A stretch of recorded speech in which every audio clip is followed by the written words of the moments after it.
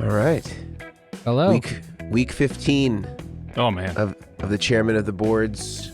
15 weeks in Tone on the long route to Tone Town. Still on the journey.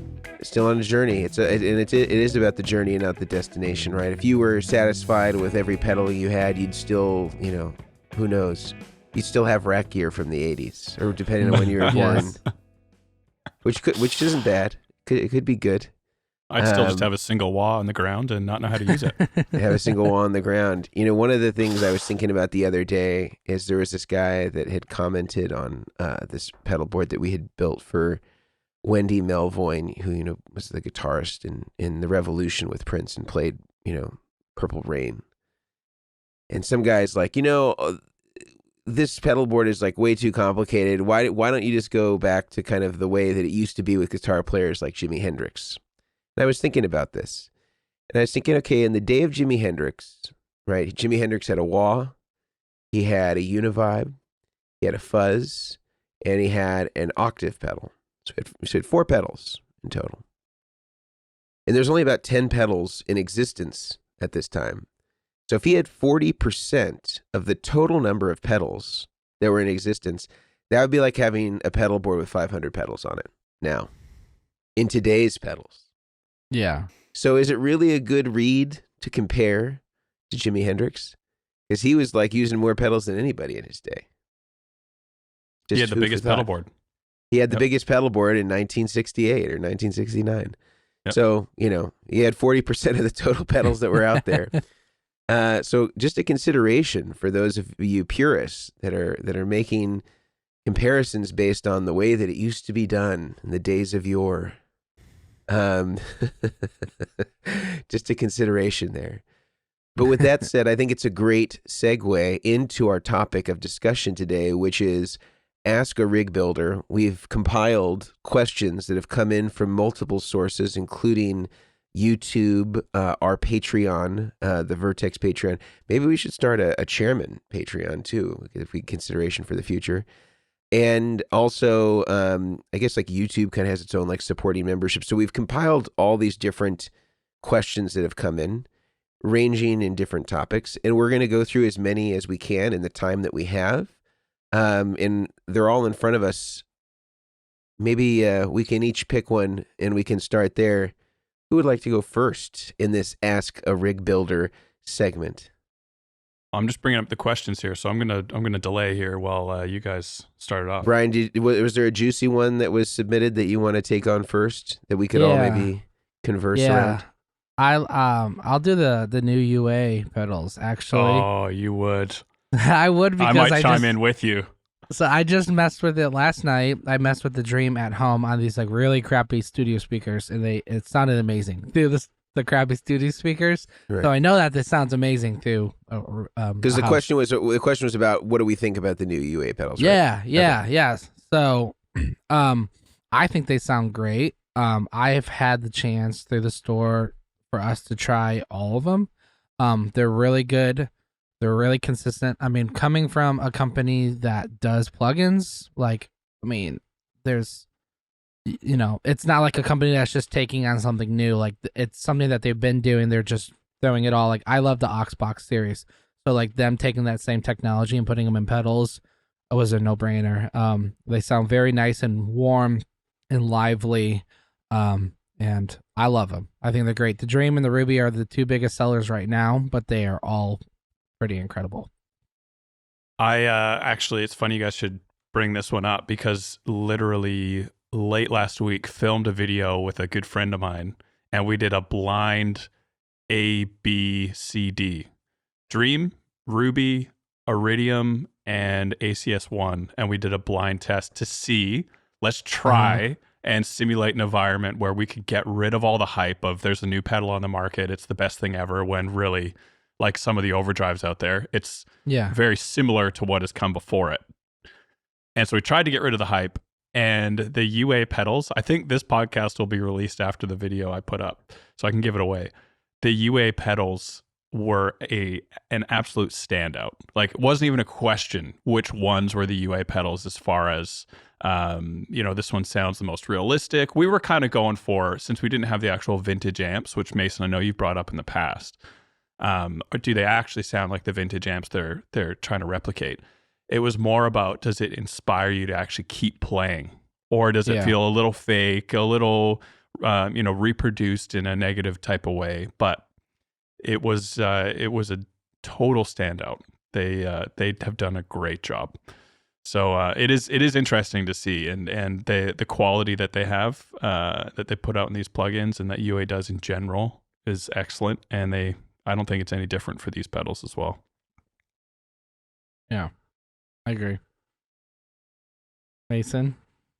Yeah, I mean, I think, they do make good plugins, and I think that, if you've had any experience with using their amp plugins, with your Apollo or whatever it is that you would be, using to call these up on your computer before the pedals existed, I think a lot of people would say, yeah, they think they're pretty good.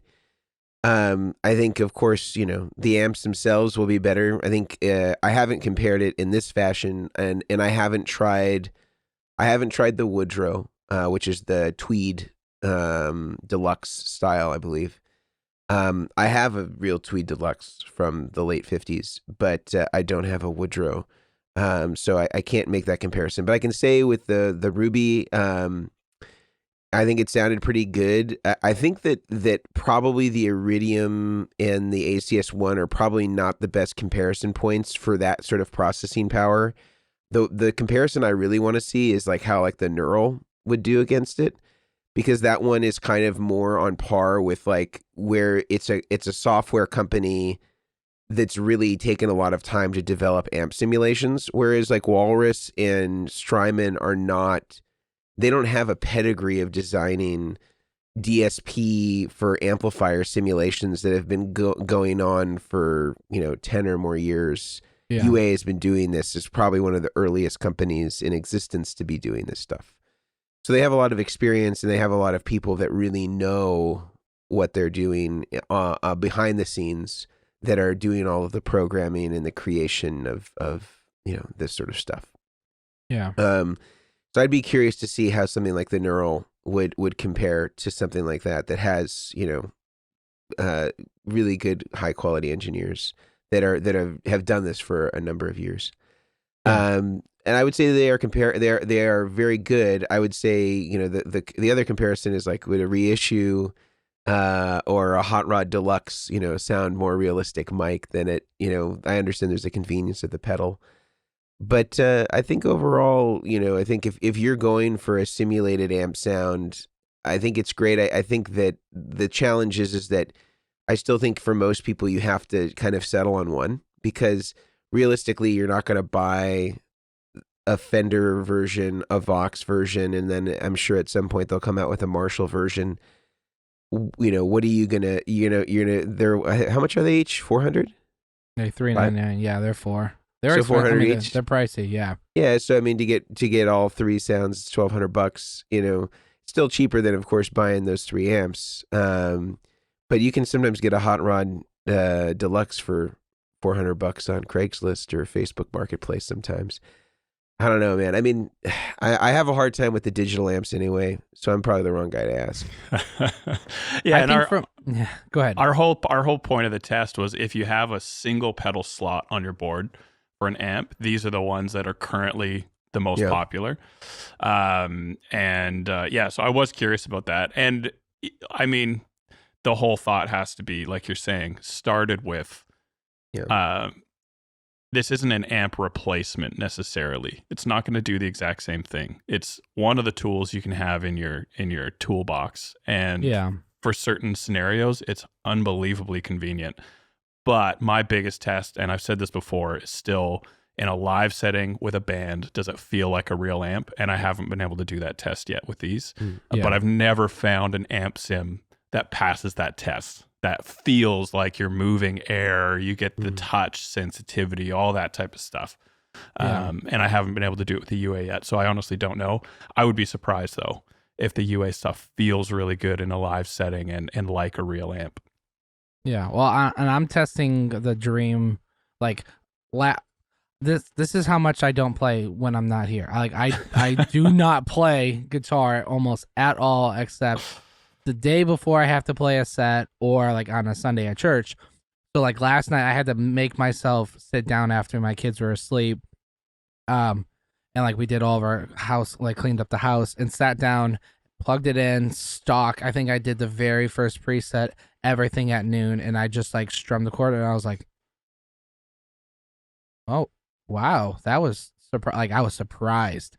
So like from the standpoint of like, does it beat an amp? It does. Like an amp is always gonna be better. Like we just got this gorgeous 2-rock with a 212 cabinet, blue sway. Like it is pure magic and gorgeous. Would I love to take that to play somewhere? Absolutely, but I'm not gonna lug it around because it's so heavy, personally, and tubes and everything. Right now, I know tubes are crazy. So, but yeah, no, I would say the same thing. I have not done a live test.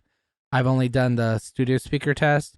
So I'm actually gonna hopefully film a little video of what it sounds like live and in a band. And I was actually inspired last night to kind of play. I played for like maybe 45 minutes, and it was just tweaking, like messing around. And I didn't even have any guitar pedals on except the Dream and like a reverb. Like I didn't have any overdrive on, had a nice breakup. So like it was nice to be inspired to keep playing. Like usually I'm just like, okay, I'm bored, turn it all off, go watch Netflix or something. But it should probably be noted that a rig builder playing guitar for 45 minutes is like 6 hours for a guitar player. it really is. Yeah. If we're gonna It's like dog years. Exactly. It really is. I'm just like, I don't want to do that. I look at my stuff and I'm like, I don't want to. I should play. No. That's funny, man. All right. Grant, do you see? Are we sufficiently satisfied that we've answered the question of our thoughts on UA pedals? I think so. Grant, do you see one on the list of questions that we may want to tackle? Well, I did have one, and it's around the Strymon pedals. Yeah, the new Strymon pedals. Mhm. So for anyone who hasn't heard about the news, basically Strymon has re-released some of their key small box pedals with MIDI and a couple of extra features. Essentially, new front end, I think, is what they're saying. JFET They've front always, end. yeah. I don't know if that's actually changed or if they're just highlighting it or not. Maybe they only added MIDI but needed a couple more lines of copy. I don't know. Either way, they look impressive. And the other cool thing that I was chatting to a buddy about yesterday is you can get the conduit, their kind of MIDI splitter, hook up a whole bunch of up to 4 of these new Strymon pedals, and you can also connect them all to Nixie, so you can edit them on your computer. The MIDI goes both ways, all that type of thing. So I don't know your guys' thoughts, if you guys think this is actually worthwhile or if it's maybe a bit of a gimmick. But I personally was pretty excited to see it. I think MIDI on some of these pedals from a rig building point of view, it's always one of the first things that comes up. It's like, I love my El Cap, but it's in this MIDI setup and I want to do the one-touch changes, and this won't allow me to have the same flexibility. And so from a building point of view and what customers have asked me for, it's huge, because the El Cap sounds much better than the El Cap equivalent settings on the timeline. And it's just not the same. You aren't going to get the same tonal quality. So it is a different sound for those people saying just get a timeline and use, the tape setting on there or something like that. But so I'm actually pretty excited about it. I think it's well worth it, and I'm curious to see how much or how many of the old Strymon small box without MIDI pedals now get flooded onto the market. And maybe if you don't care, you might be able to get one for a steal, because there's a lot of them out there. Yeah, I think get them for a steal, because I think there's some of them that that didn't. I'm not saying that it was a bad idea, but like the Lex, I think other than the only thing I could see really needing to do with MIDI that it doesn't already do is like having a way to, ramp up or ramp down the rotation.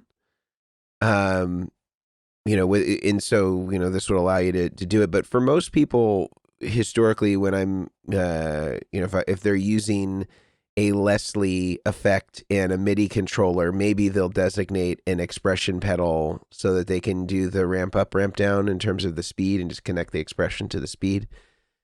I don't know if that one has a lot of value for MIDI, but I mean, I'm sure someone will find a use. So I'm sure somebody will, but I'm sure it's limited. But I think on things like the El Capistan, I could see where that would be valuable. Flint, I guess, could be valuable because I know a lot of people purport that, again, sort of equivalent settings on Big Sky or on Blue Sky, trying to do a spring sound, it doesn't really sound the same as the Flint. The Flint seems to has its own unique cult following. And I think it would be cool on that one in particular to be able to change between the plate or the spring or be able to change the different tremolo types. I think that would be, I could see the value on the Flint. I can see the value on the El Capistan. I don't really see the value on the Lex. What were the other ones? Blue Sky, Dig. Blue Sky. I guess I could see it on Deco.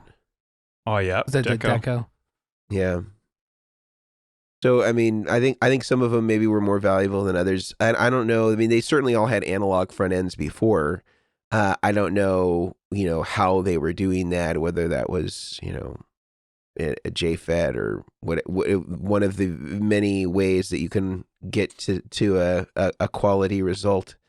But, I think that they were, I would presume that they were being sincere when they said people were asking for that. I'm sure that they were. Oh, yeah. So I think it's a good thing, adding more features. I hopefully they sound the same. I would expect they would. Yeah. And Brian, are they the same price point? Do you know? You guys probably have them over there, don't you? They call them the legacy, the old ones. I guess whatever you want to call it. Are $299. These are like $379. Okay, so almost $100. Yeah. So I've always said when they come out with a MIDI Flint, I would go back to a Flint because I love the Flint and I have a Big Sky. I've had a lot of different reverbs. There's always just been something about the Flint that I've always just really liked. And everybody says that.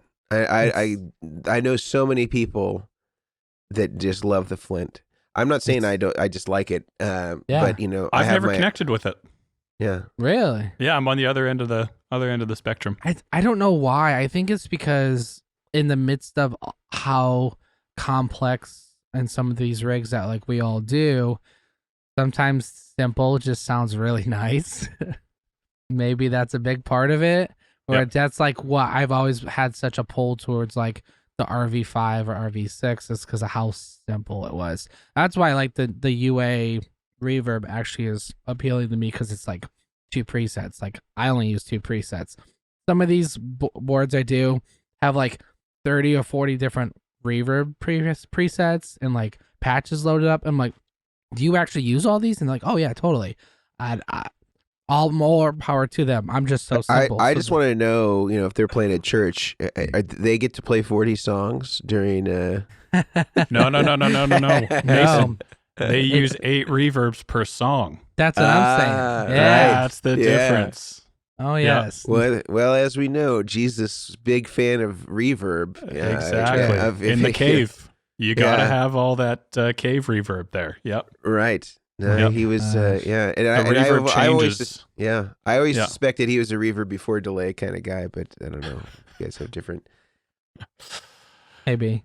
Yeah, I would say the Flint, like, we haven't physically got them. I think they're in transit to be here or whatever, so, like, we haven't actually gotten them to be able to play on them. Right. I know I have a lot of, like, people that, like, I'll do, like, that LCAT, or me or other people will do, like, the LCAT tap tempo mod. And so they can still use that favorite jack on the back, but still do like a clock. Just coughing over here. So having that MIDI capability is going to be really nice because I don't really like doing that mod. Especially when people want to use it with their chords. The Lex, I mean, they're all great stuff. The funny thing about it is that when the video came out,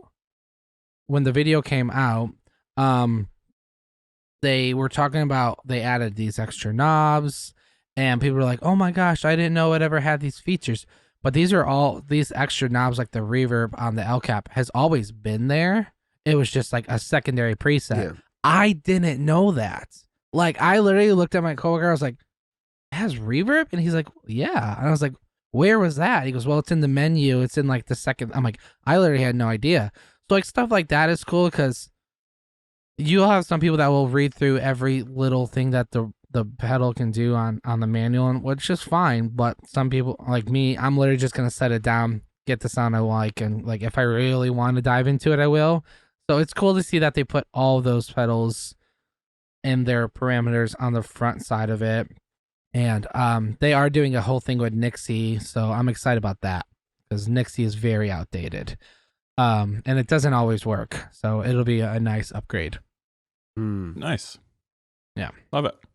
All right.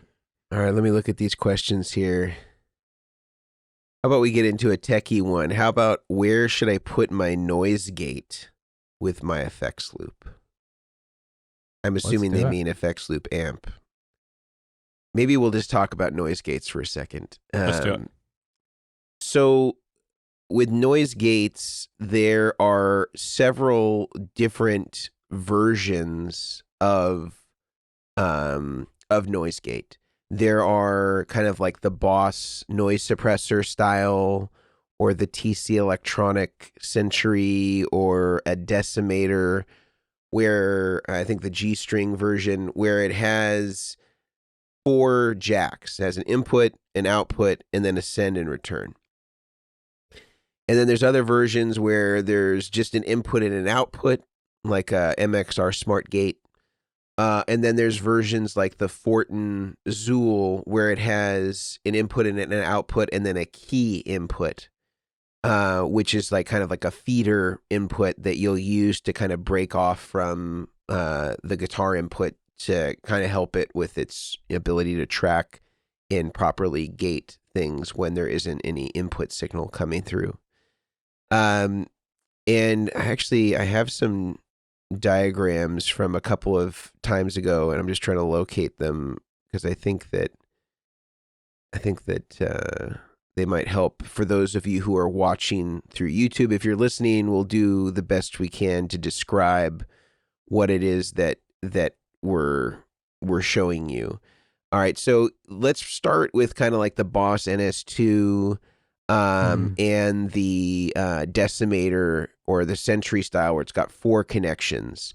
So if you have an effects loop, let me just find the right one here that actually has an effects loop. And correct me if I'm wrong, doesn't the decimator, aren't there 2 versions? There's like one with the effect, with that extra send and return, and one that's just in out, right? Yeah, there's one that's in out, and then there's one that has the extra set. So here's one version here. I'm gonna share my screen, and you'll see. All right, here's the decimator. All right, so in this example, you can see the guitar comes into the input of the decimator right over here. So guitar comes into decimator input. And this, again, would be the same of the NS2. This would be the same of the Century, any 4 jack version of a noise gate. And then the output, or sorry, the input of the guitar comes into the input of the output of the guitar comes into the input of the decimator. The send of the decimator goes into the input of the amp. And pictured here, I have the input of a Soldano SLO. Then the effects send from the amplifier goes into the return of the decimator. And then the output of the decimator feeds your wet effects. And here I have a delay from JHS and a reverb from TC Electronic. And then that comes into the return.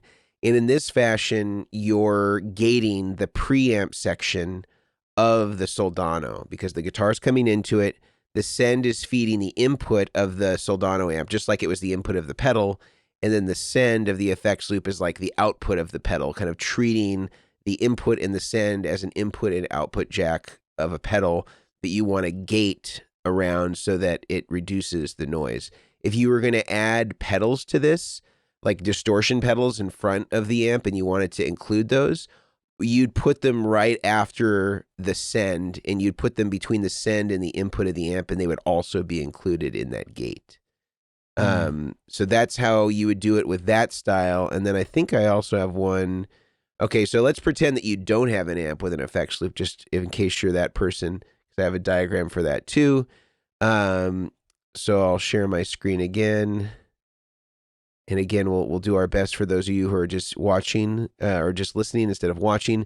So here's the same exact effect, the G-string decimator, but again, this could be an NS2, this could be a TC Electronic Century. Guitar comes into the input. The send is going to feed all of your noise-related pedals. So this would be any overdrives, distortions, anything that's adding noise floor. Typically, I would leave modulation pedals out of this, even if they may add some noise. I kind of reserve this for stuff that's really increasing the noise floor. The output of the last sort of effect that you want to be gated will go into the return, and then the output will feed your time-based pedals before going into the front of the amp. So you're basically treating the send and return of the noise gate as like whatever the noise pedals are that you want to reduce the noise on that are increasing the noise floor, you loop those into the send and return. Yeah. And then if you have one that's just like a smart gate that just has an input and output, you would generally put those after the last of the sort of overdrive or distortion pedals, or if you were using it in a loop, you'd put it after the send. And the Zool, which has got that key input, I'll just show that as a last example that has the key input. So the guitar would come in, and I've shown here a Sir buffer splitter, but really any splitter would work. I know a lot of people use like a Boss tuner here because it's got a output that's active all the time, because there's like two outputs on a Boss tuner. So you could use that. It's not, of course, a great buffer or a great splitter, in my opinion, and it's not isolated, but you could use it if you needed to. But anyway, so guitar comes into your buffer splitter, whatever it is. One side goes to the key input of the Zool. The other side feeds whatever your effects are that are going in front of the amp, and then feeds the input of the amp. The effects send out of the back of the amp feeds the input of the Zool. The output of the Zool feeds your wet effects and then goes into the return. So in essence, it's really just coming after the effects send, but before any of your time-based effects. And then the purpose of the input splitter is just to feed it a key input so that it always knows kind of, it's able to better sense and track if the guitar is not activated, so it knows when to kind of shut the gate, so to speak, so that you don't have any of that noise coming through. And I think you can just adjust the threshold with the knob there. So those are a few different ways beyond what was asked in the actual question about just the effects loop option. You have a couple different ideas of how you could do the noise gate. So thinking as, let's pretend I am the guitar player, the customer, come into you guys, the rig builders, and saying I have a noisy rig. How do I know if I should use a noise gate or not? What would you guys tell them?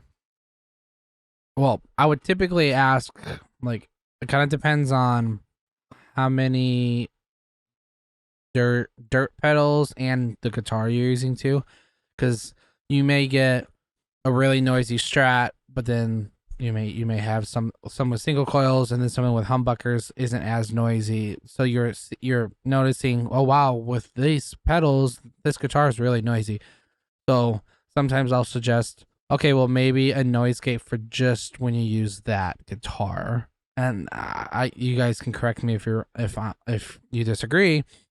I have a coworker. He's like, it's really noisy with only this guitar, but my other guitars is totally fine. I'm okay, well, you don't have to get rid of all those other pedals that you like. They all react really nicely. It's just that one guitar might just be really noisy.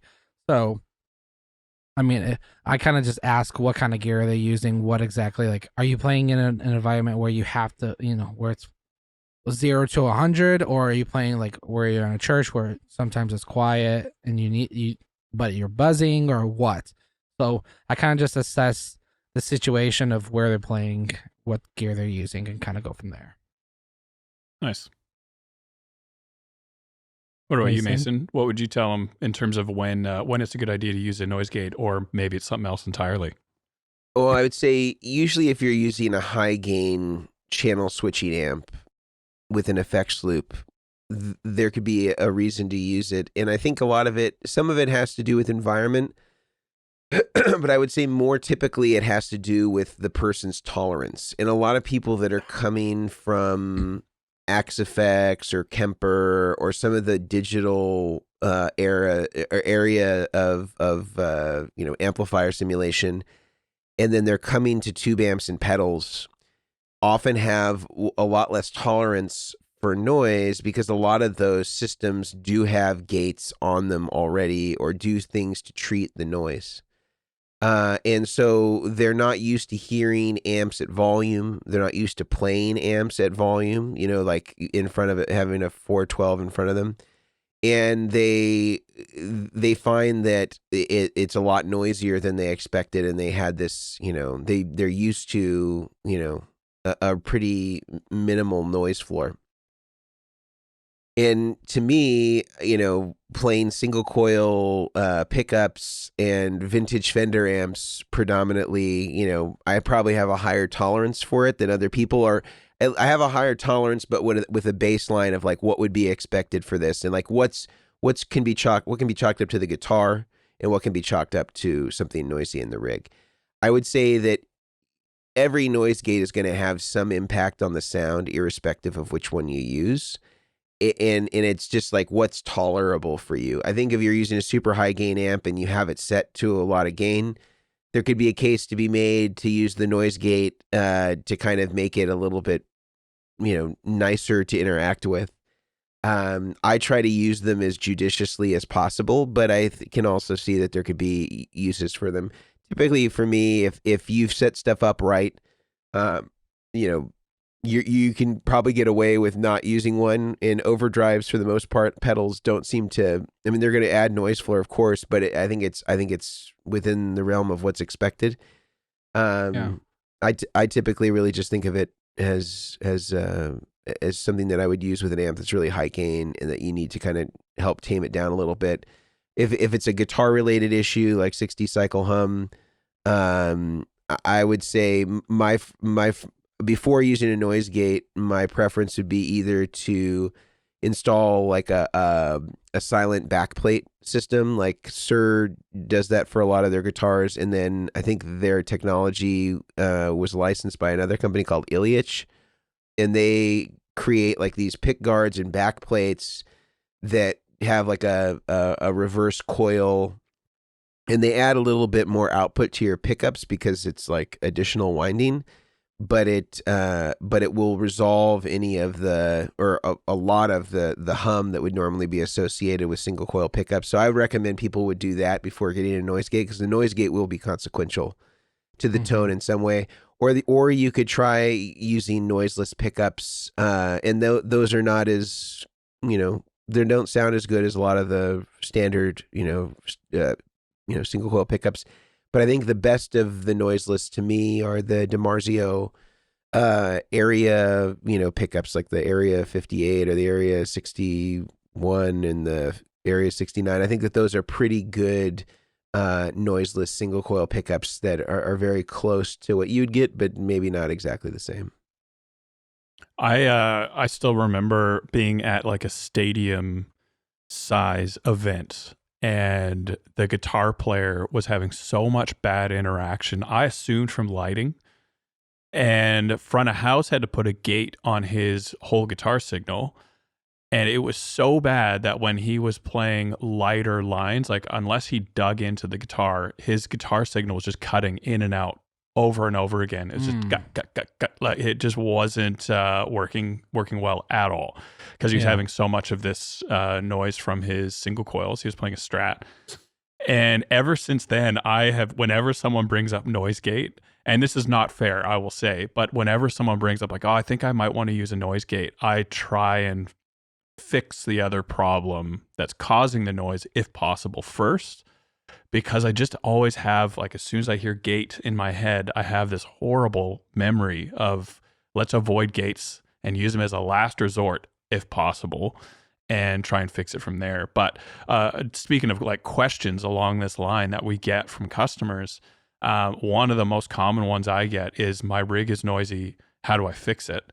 Mhm. And the first test I get people to run to try and start figuring out what's causing some of this noise is when they're playing in that noisy environment. Usually it's a venue or a spot on stage. They can really, like when I'm playing on this side, it's horrible. And I'll get them to plug in their rig as if they were about to start playing, and then just go 100% to 0 on their volume pot on their guitar.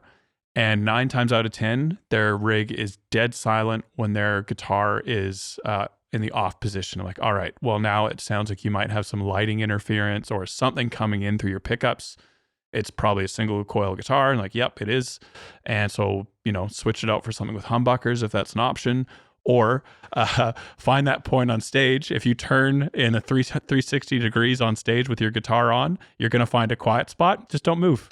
Just find that position, face directly backwards. Put a little if gaff you need tape to. down. Exactly. Right. Face this way. Little neon arrow on stage. But yeah, it's pretty frustrating. And other than the back plates, like you're saying, or switching guitars, I haven't come up with a really satisfactory fix for lighting, like the big magnets on the back of some of these lights on stage that just are horrible for single coil guitars. I say we go on a get rid of lighting strike and let's just play in the dark for the sake of good tone. But I haven't had many supporters so far. Maybe you guys have a better solution for me. Don't plug in your power in the same... I think we lost you, Brian. Oh. You muted yourself, Brian. Did I? No. Okay, there we you go. are. There you are. Sorry about that. Mine would be don't plug your power for your board into the same strip as the lighting. That's one, because for me, because we're a part of a church plant, we're kind of sharing power across. So all the lighting will be on a couple power reels or whatever, and then audio will be on a separate one. I just try to avoid that as much as possible. There are some people that say, oh, you can get this to plug it in. I've tried those HumXs. I've tried all sorts of different things. I know HumX is meant for for different reasons, but I've tried a lot of you could try this. And it just comes down to just don't share power with something like that. It's just not a good idea. Nice. I know I've still gotten issues even on separate audio and lighting power. I've still gotten pretty bad lighting interference in the past. And I literally, depending on the venue, I just had to pick a spot to face and try not to move too much. It was good. Would you suggest using those pick guard, what you're mentioning from Sir? Yeah, Sir or Ilyich, they're both, Sir I don't think sells theirs as a separate thing, so I think Ilyich is kind of your only option. And I think now they have versions, I'll look on their site, but I'm fairly certain now they actually have versions that are even less invasive.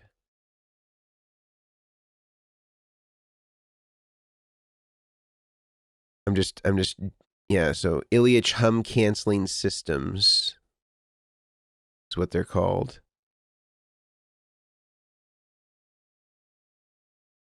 It is one of the biggest frustrations, especially after you've invested all this money into your rig. You've got the guitar, you've got the sound you want, you plug it in for the first time, and you've got this just hanging out in the background.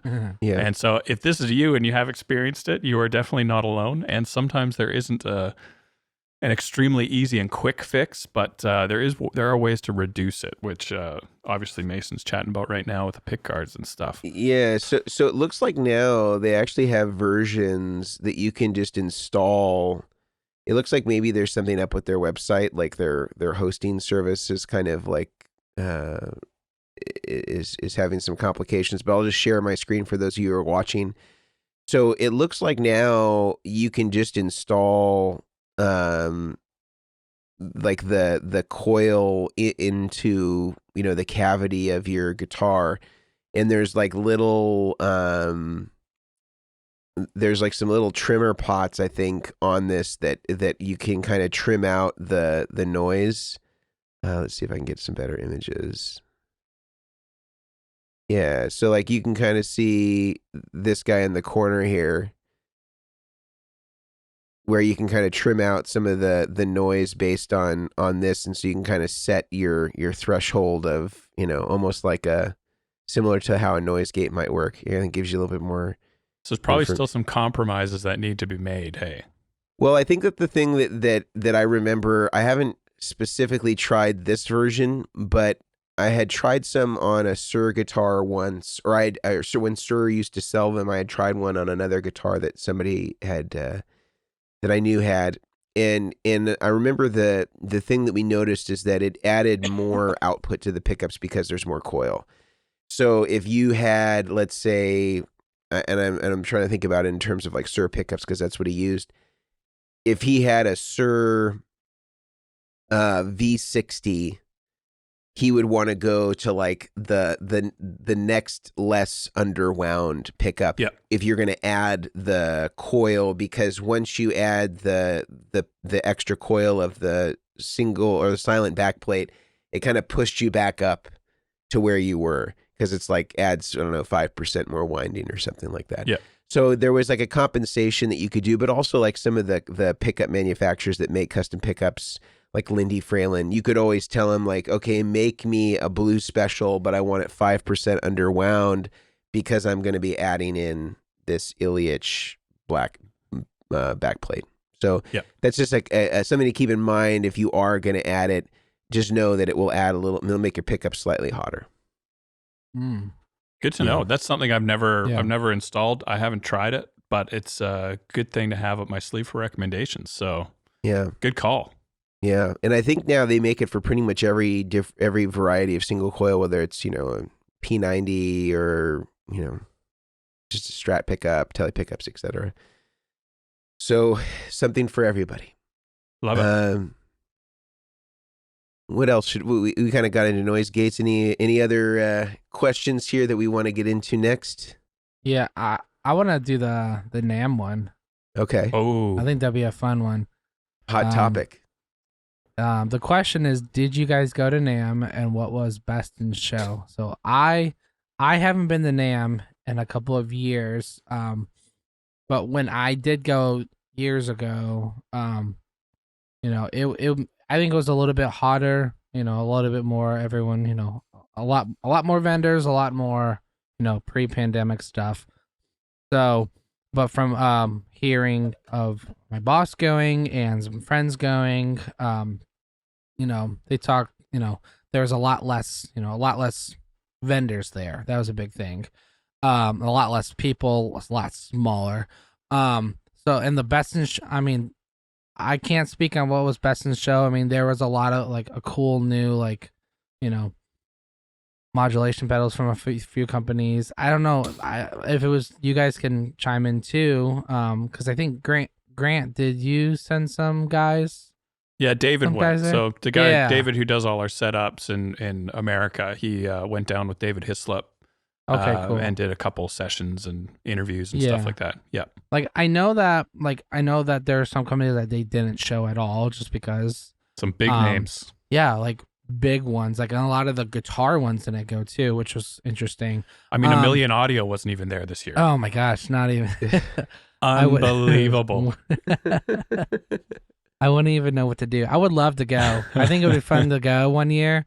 I remember the last time I went, it was Nashville, and for whatever reason, I wore jeans and like a long sleeve like button up because like we had to look nice, and it was so hot. It was like over 100 degrees, and we had to walk like 4 blocks to get to the convention center, and it was the worst thing ever. And I always remember, I'm only ever going back to Anaheim after this because that weather was so much nicer. But yeah, no, I mean, I don't have a lot of best in show because not a lot of people, like, I could be wrong, but not a lot of people posted. There were, you know, oh, that's a cool guitar, or oh, there's a new signature model. But I mean, it seems like everyone has kind of caught on to the like the oh, like we don't need NAMM kind of thing.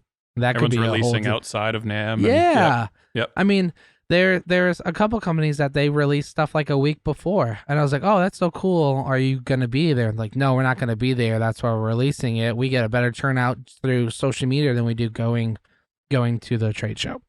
So that could be a whole nother podcast, but that's personally what I say. What about you guys? Well, I mean, David went, as you said, and he honestly went probably more with, he hadn't been before, down to Anaheim to NAMM, and he went more with the goal of just hanging out with people, making connections, going out to, after parties and dinners and stuff like that. And so honestly, we didn't really chat too much about the actual showroom floor. We chatted a whole lot more about did you have a good time meeting up with these people? Who are some of the new people that you met that you didn't know were around? Like all that type of stuff. And it was really all about the relationship side of things. Yeah. And so we had some great wings, some great beer, met some great people, but we didn't really chat too much about the pedals. And we did talk about firstly, was it worth it? Do you think, where's this leading? What are your gut feelings about NAMM next year? And it's really hard to I guess justify a huge showroom floor investment with a post-pandemic NAMM. Yeah. And so I know we're starting this question with best in show, but yeah, it was really everyone's releasing their pedals through Instagram. They're releasing it through their website, making great, reinvesting the money they may have put into NAMM into Maris, the LVX, this epic video they put out for it that would have been expensive to make. But I saw that on Instagram, I'm hooked. I don't even know what the pedal does. I saw the video they did, and I want it. Yep. It was just this picture of this girl out in this big landscape, these interstellar soundtrack type vibes. Yep, you're speaking to me. And I don't know if there was even a conversation. I don't even know if they were at NAMM. But that type of thing that you can now do on socials and people have been forced to do on socials through COVID, it's kind of pushed NAMM out to the side. And so many other things in life now, it's we actually don't need to travel to do this. We can figure out potentially a better, more efficient workaround now that we all kind of have learned how to do this during COVID. I mean, we're doing this on Zoom right now. 5 years ago, we probably wouldn't have. We would be doing this a different way. But now, due to COVID, life has changed. And I think NAMM is, for better or for worse, probably for worse, seeing the results of that. And so I didn't answer the question at all, but I think the best in show for NAMM were probably companies that weren't at NAMM. Yeah. Mason, I don't think you went, right? No. Well, I think there's a few things that we need to just name about NAMM for those people who are unfamiliar with sort of the pricing and things of that nature. In terms of what it costs for a manufacturer, and you guys can chime in if you have different information. But the last time I went, I think it was a couple of years ago, maybe a year before the pandemic was the last one that I did. And I think a booth for a 10 by 10, which is the smallest, I guess there is a smaller size, but it's kind of you're in the dungeon, which is the downstairs area, and you have a picnic table that you set up on. Oh my gosh. If you want just a legitimate booth on the showroom floor. On the showroom floor, I think it's about $10,000 for the space. And then everything is extra. If you want carpet, that's Power, an extra, everything. $400 a day. And if you want somebody to clean and vacuum the carpet, that's another $100 a day. And if you want power, that's another $200 a day. And so it's kind of everything is a la carte. Nothing in the booth is free. You want curtain dividers, that's $100 a day, and it's per day of the show.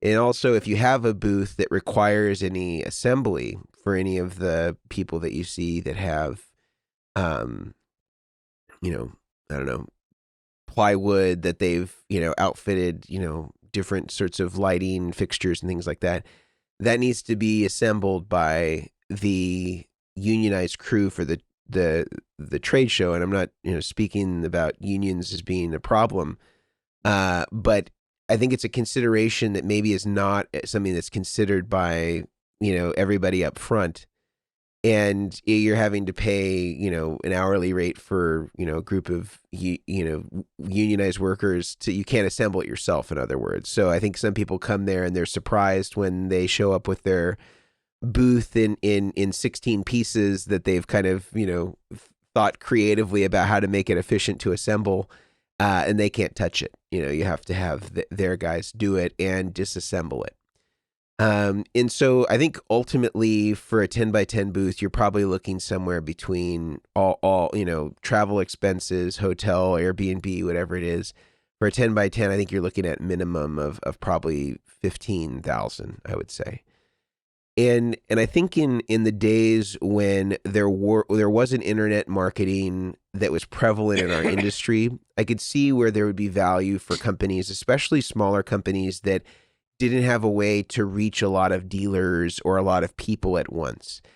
And I think that it was good for them to have some exposure, especially for the people who were down in the dungeon, which I'm calling sort of the basement area, because that was like kind of like your cheapest entry. You could get a lot of exposure, and there was definitely some gems that you could find down there of like companies that were sort of like in their embryonic stages that were down there.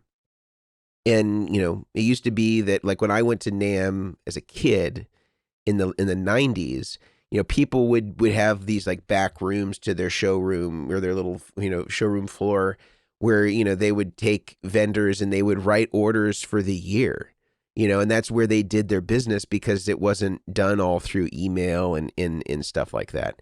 But the fashion of the show has not evolved very much, given how much things have changed in the industry and how people actually do business. And so I think NAMM is kind of holding on to the inertia of the 80s and 90s and the credibility that the convention had. And they haven't evolved it to the way people do business now. And so I think that a lot of companies were afraid in terms of the optics of not showing up to NAMM and how that would affect their business. And then through the pandemic, they got their opportunity to actually see what it looked like not going to NAMM and having that extra budget to now reinvest in other marketing avenues that were presumably digital. And I think a lot of them saw that it didn't affect their business adversely the way that they were concerned that it might and didn't want to take the risk, and then NAMM just forced their hand. Or the pandemic forced their hand because there wasn't a NAMM for a certain amount of time, or it was like digital NAMM or whatever it was. And I think people learn that, you can post reels on Instagram or whatever it is. And even if you're getting 5,000 views, I can guarantee you that's more than the number of people that will come to your booth that actually have any influence or have any buying power with the brands that they represent. Because NAMM has been trying to, for years, to keep their numbers really high so they can say, we had 50,000 people a day come to the convention. But if you distill those numbers to people who are people who have, again, any power to purchase or to just to put an order in with you or have any influence there, it's very minimal, because NAMM keeps on, like a company like ours, right, that has fewer than 10 employees. We were getting like 50 badges because the expectation is that you're going to invite other people to come and that you're going to have other guests and things like that. And so it dilutes the convention where there's a lot of people that are not actually in the trade, because it's supposed to be a trade show. They're people that are fans and people that want to be, into the industry, but they're not there in a meaningful way to actually do business. And in companies that are paying to be there, they're there to do business, presumably. And there's not a lot of that goes on at NAMM anymore. And I think that, I think Sweetwater has kind of the best system of any kind of sort of trade show style event with their Gear Fest right now, because they understand that it's all digital. They invite creators out. They host these creators to create content about products that they carry and things that are there. And they've kind of made it a more of a multimedia experience instead of trying to hold on to this like really antiquated way of, doing a trade show. And so I think NAMM has got to evolve or they will dissolve. That's the bottom line. And if they can't do it, I think more and more people are finding it to be irrelevant. Yeah. Well, not to mention all those expenses for the booth, like you were saying, but to pay your employees to be there, all the hotel. And I mean, I looked up pricing for what a hotel room was there, and it's insane. And all the convention food, like everything about NAMM is expensive. And I think it was one time someone was like, oh yeah, I mean, I just saved $25,000-$30,000 by not doing it. And I mean, it's a fun experience to go and get to hang out. I've never went to go hang out with friends, and it looks fun.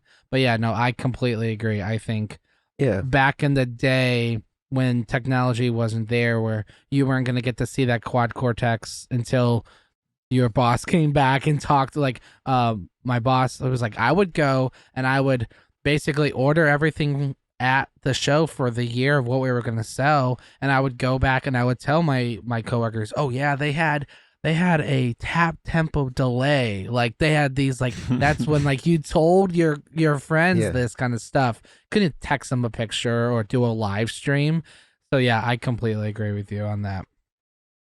Yeah, I think NAMM is on borrowed time right now. I mean, unless they make a huge shift, I don't think that it's they're long for, at least in the format that they are now.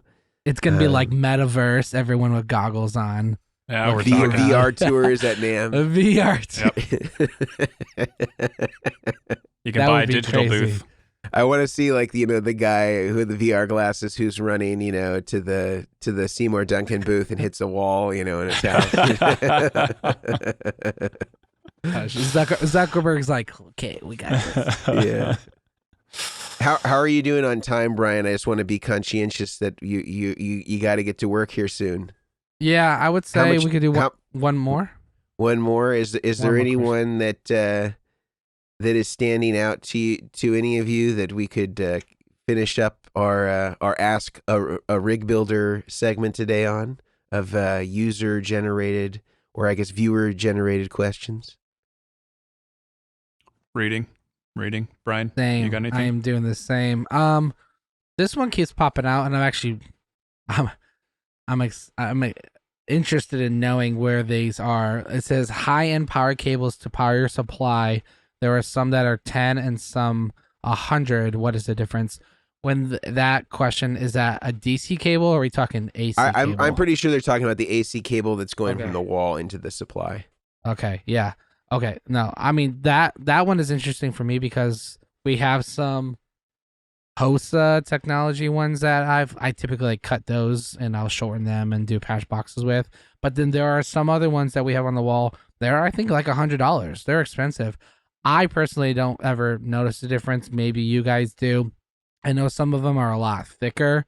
But anytime I make an AC cable, I do a really thick, like, cable and do connectors myself. I'm curious from you guys. I mean, I see them all the time. I thought when I read this, it said there was $100 like DC cables. Like, you're paying $100 for a DC cable. This thing better be wrapped in gold. Like, now available on the Goodwood Audio website. I've never messed around with high-end AC cables, if I'm going to be honest. I've never gone down that road. Have you ever done it, Mason? Yeah, I mean, I've looked at the claims that are made, and most of them are not rooted in any sort of like science that we can connect to anything that is known in the physical world. Yep. And I think that that's not uncommon for people to make spurious claims about their guitar cables or about their power cables and all these things. But let's just, for the purposes of today, let's pretend that every claim that a $100 IEC cable manufacturer has made. Are you still with us, Brian? Yeah, no, I was trying to go find, because we had some up on the wall, but they are all gone. Okay. It's probably because no one wanted to pay $100. But let's just pretend that everything that these guys have said about their IEC cables is true, right? you got your mains, your transformer out on the street, right?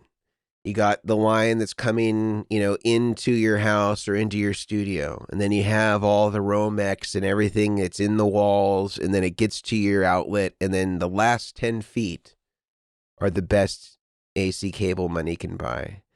That's like, having a Tombstone or DiGiorno frozen pizza.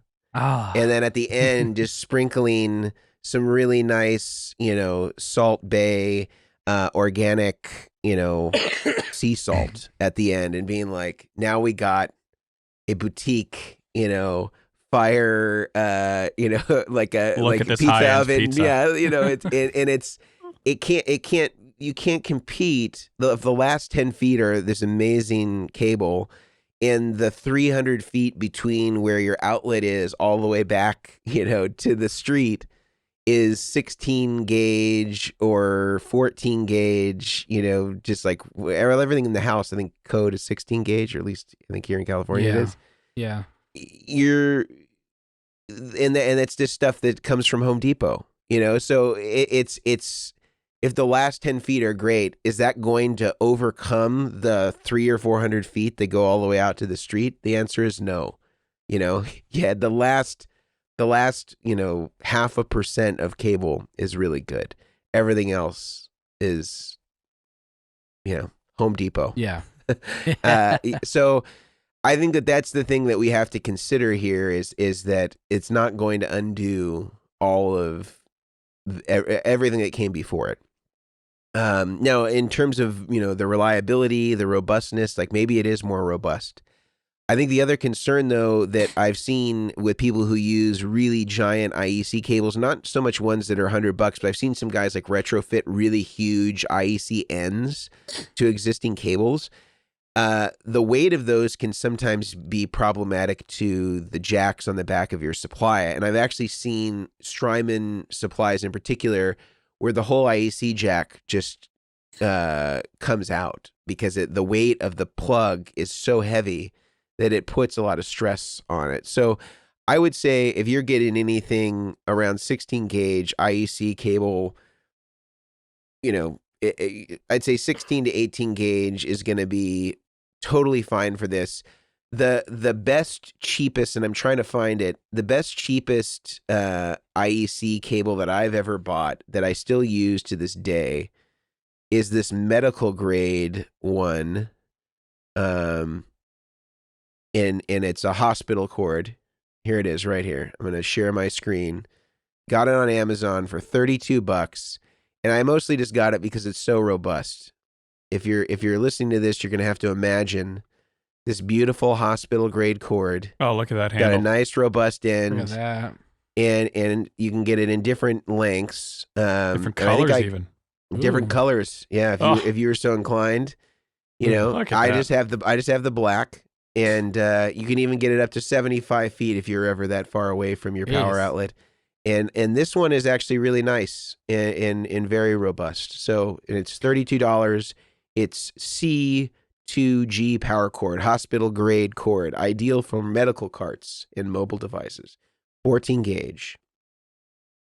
Can I ask you guys a serious question though, along IEC cables and robustness? Have you guys ever had one fail? No, I have never once and I've got a whole bunch of different types in the shop. Like just if they come into the shop and for whatever reason with a product, I just chuck it in a box and I use whatever's there. Never once in my life have I ever had an IEC cable fail, cheap or expensive. And so, I mean, as far as just that one particular thing, spend more money because it will last longer. Firstly, I've never had one fail. Secondly, if I ever did have one fail, they are the most common cable you can find. You can go steal it off your parents' computer monitor and chuck it into your pedalboard. You're good to go. Like it's not a 5-pin MIDI cable or some unique, hard to come by.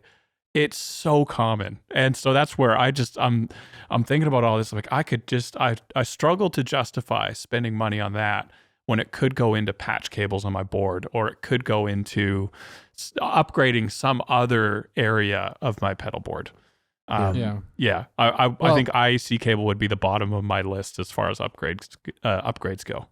And most power supplies, when you get one, as long as you get it new, usually come with a cable. Yeah. And I don't know why, but I have like 15 of them in my drawer. But I've only had like 2 power If you get a supplies. setup with Omilion, you do not get the power cable. Well, I did a setup for one guy, and it was a total accident in the heat of the moment of packing, because when I pack up a board, I like saran wrap it or plastic wrap it like really tight, and I like make it all. It looks like a No aluminum big old foil, pack. huh? No aluminum foil. No, it looks like, and I use brown tape, so it like looks like drugs basically. Yep. It's I always tell people, I'm like, it's a board, and I had one guy. He's like, hey, can you send me a power cable? And I was like, oh, did I forget? He goes, yeah. I'm like, here, just use the one you have until I get it to you. He goes, oh, I don't have one. And I was like, you don't have one? He goes, well, I have one for my guitar amp, but I don't have one for my board. I was like, how do you not have one for an extra? How do you not have an extra one laying around? I was like, screw it. I'm going to send you like 3 extras. And I like opened up my drawer. And I'm like, oh, okay. And most of them still have the twisty ties on them. But it's I got to ask though, am I the only, is it a common thing for the call these cables IEC cables? Because anytime I say IEC to someone goes, what is that?